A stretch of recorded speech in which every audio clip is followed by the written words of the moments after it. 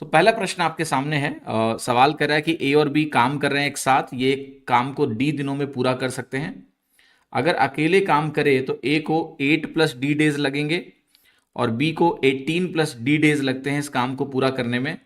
ए काम करता है 4 दिनों तक, तो हमें बताना है कि जो बाकी का काम है वो बी अकेले कितने दिनों में पूरा कर लेगा, ये हमें बताना है। तो देखिए इस सवाल का सिंपल सा कॉन्सेप्ट क्या होता है। कॉन्सेप्ट ये होता है कि मान लेते हैं हमारे पास दो लोग हैं ए और बी, और ये जो दो लोग हैं, अगर मान लेते हैं कि ये दो लोग मिल के किसी काम को डी दिनों में पूरा करते हैं, यहां मैंने लिख दिया डी। मान लेते हैं कि ए जो है वो डी प्लस ए डेज में इस काम को अकेले पूरा करता, यानी इस डी की तुलना में ए डेज अधिक लगते हैं। मान लेते हैं ये बी जो है इस काम को अगर अकेले करता तो जो मिला के काम करने में डी दिन लगते हैं, यहां इसको डी प्लस बी डेज लगते, तो इसको बी डेज एक्स्ट्रा लगते हैं। तो ये जो डी की वैल्यू होती है, अगर हम इस इक्वेशन को सॉल्व करते हैं तो डी की वैल्यू रूट ए बी आती है। ये उस स्टेटमेंट को सिंप्लीफाई करने पे ये वैल्यू मिल जाती है। अगर हम एक्सप्रेशंस बनाएंगे और सॉल्व करेंगे, इसको आपको याद रखना है।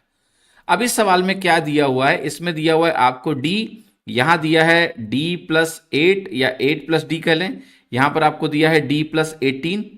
तो ए की वैल्यू हमारी 8 हो गई और बी की वैल्यू हमारी क्या हो गई, 18 हो गई।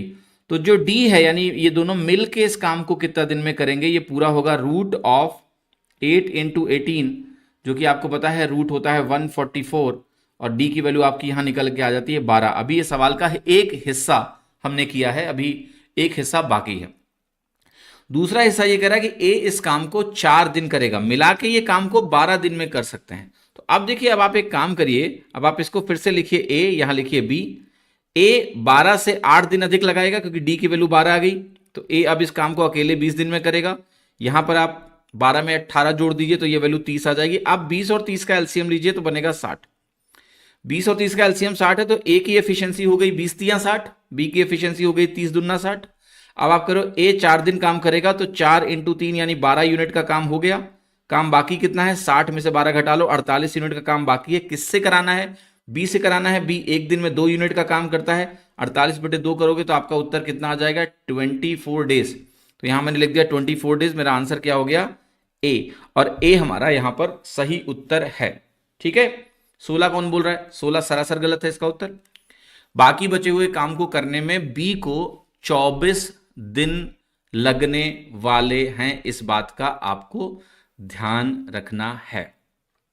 ठीक है, इस सवाल को करने का एक और मजेदार तरीका मैं आपको बता रहा हूं, एक डिफरेंट पर्सपेक्टिव बता रहा हूं। देखो, जो काम ए ने 4 दिन में किया है, क्या आप ये बता सकते हैं वो बी के कितने दिन के काम के बराबर है? आप कहोगे चूंकि बी की एफिशिएंसी 2/3 गुना है।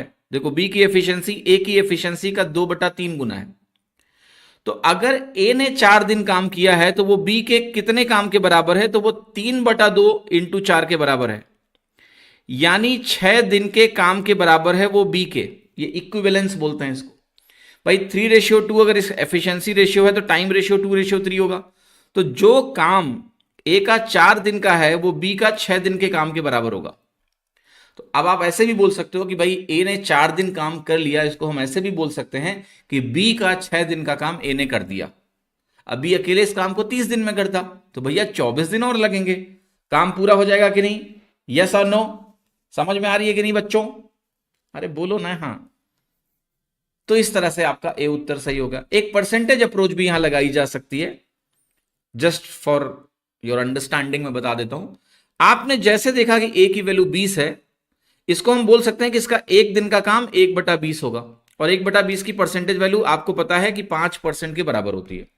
हम कहेंगे इसने 4 दिन काम कर दिया भैया, तो 4 दिन किया तो 20% इसने काम कर दिया, तो बाकी कितना काम बचा है, आप कहोगे 80% काम बाकी है। ठीक, और ये जो बी है ये एक दिन में कितना काम करता है, 1/30 करता है कि नहीं? 1/30, 1/30 को आप चाहे तो परसेंटेज में व्यक्त कर ले, राइट?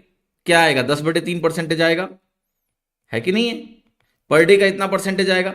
अगर आप इसको भी सॉल्व करेंगे तो इतना काम बाकी है, इतना पर डे होता है, डिवाइड करोगे ये भी वैल्यू आपको 24 दिन दे देगा उत्तर। सवाल आसान है, आप एलसीएम अप्रोच से करिए, कोई दिक्कत नहीं है। बट डिफरेंट पर्सपेक्टिव क्या हो सकते हैं, डिफरेंट अप्रोचेस सवाल को करने की क्या हो सकती है, उनको देखेंगे हम कम से कम। ठीक है, कि मन थोड़ा आपका ना समझ पाए चीजों को। समझ में आई बात? ठीक है। चलिए